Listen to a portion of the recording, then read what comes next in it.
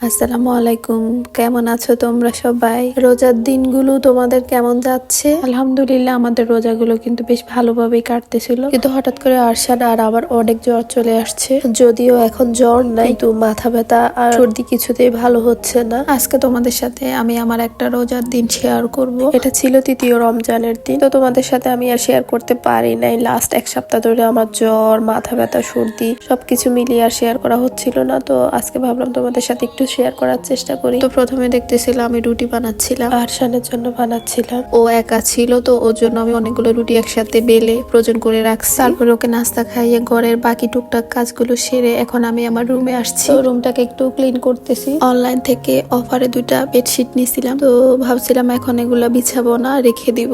নতুন কোনো বেডশিট পাইলে যতক্ষণ না আমি এটা ইউজ করতে পারি আমার না শান্তি হয় না, কখন এটা বিছাবো, মাথার ভিতর শুধু এটাই ঘুরতে থাকে। তো ভাবলাম আজকে এটা বিছাই পেলে, না হলে আমার শান্তি হবে না। তো বেডশিট যেহেতু চেঞ্জ করব, তো ভাবলাম আমার রুমের পর্দাগুলো একটু চেঞ্জ করে দিই। অনেকদিন হয়েছে এই একই পর্দা লাগানো ছিল, তো এজন্য আমি পর্দাগুলো আগে খুলে নিচ্ছি।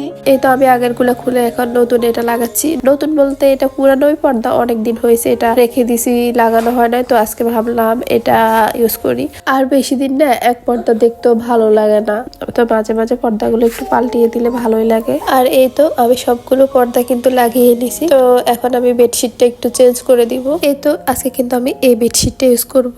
তো এটা কিন্তু আমি কিছুদিন আগে একটা অনলাইন পেজ থেকে নিয়েছিলাম। এটা এমনিতে রেগুলার প্রাইস ছিল 700 টাকা, তো তারা 2 দিনের জন্য অফারে এটা 500 টাকায় দিছিল। তো সুন্দর সুন্দর প্রিন্টেড বেডশিট গুলো সব সোল্ড আউট হয়ে গেছে। আমার ভাগ্যে এটা পড়ছে, তো অনেকগুলো খুঁজে আমার কাছে এটা ভালো লাগছে, তো এটা নিয়ে নিছি। আর বেডশিটের নিচে তোষকের উপরে আমরা কিন্তু এভাবে কাঁথা বিছিয়ে রাখি, তাহলে কিন্তু কাঁথাতে ময়লা লাগে, নিচে তোষকটা তো আর আমরা রেগুলার ধুইতে পারি না, কাঁথাটা কিছুদিন পর পর ধোয়া যায়। তো এই জন্য আমরা বেডশিটের নিচে একটা কাঁথা বিছিয়ে রাখি। জামা কাপড়ের প্রতি কিন্তু আমার এতটা আগ্রহ নেই যতটা বেডশিটের প্রতি আছে। কেউ যদি আমাকে একটা জামা গিফট করে, সেটা বহুদিন আমার আলমারিতে পড়ে থাকে, আমি সেলাইও করি। দেখা যায় সবাই ওই জামাটা সেলাই করে ফোরে ফুরান করে ফেলে, আর আমার এটা আলমারিতে থেকে যায়। কিন্তু একটা যদি বেডশিট আমি কিনি বা পাই কোথাও, আমি সাথে সাথে কিন্তু সেটা বিছাই, না হলে কিন্তু আমার শান্তি হয় না। এই তো সংসারের সব টুকিটাকে কাজ সেরে ফেলছি। আর শার্টকে গোসল করাইছি, আমি নিজে করছি, তারপরে ওকে খাইয়ে দিছি নামাজ পড়ে।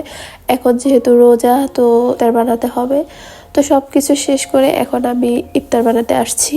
তো এখানে আমি চিকেন ফ্রাই ভাজতেছি, তারপর এখানে আমি রোল ভাজতে দিছি। তো একে একে সবকিছু করে ফেলবো। তোমাদের সাথে তো আর সবকিছু শেয়ার করা যাবে না, তাহলে ভিডিওটা অনেক বেশি বড় হয়ে যাবে, তোমাদের দেখতেও ভালো লাগবে না। এ তো আমার সবকিছু কিন্তু ইফতার রেডি হয়ে গেছে। এখন আমি টেবিলে একটা একটা করে সব সাজিয়ে নিচ্ছি। তো প্রথমে তোমরা দেখতে পাইছো আমি একটা ল্যাম্প জ্বালাইছি। এটা কিন্তু আমি অনেক বছর আগে কিনছিলাম, তো এখনো কিন্তু ভালোই আছে। আর এই তো আমি সেদিন যা যা ইফতারি রেডি করছি সবকিছু একে একে টেবিলে নিয়ে আসছি।